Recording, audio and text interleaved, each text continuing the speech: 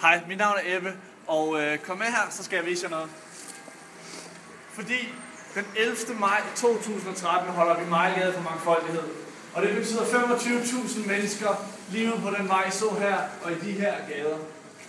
25.000 mennesker, det bliver en kæmpe kulturel festival, og det sker hver eneste år, det er lige her. Men for at 25.000 mennesker kan få en pissefed dag, så kræver det en masse frivillige.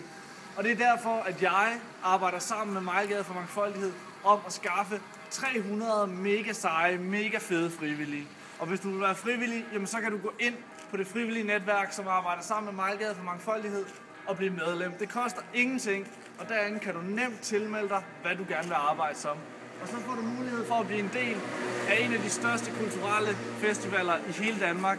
Og så får du backstage-området her på Mejlgade for Mangfoldighed, som du kan blive en del af. Og vi glæder os til at se dig. Så vi ses.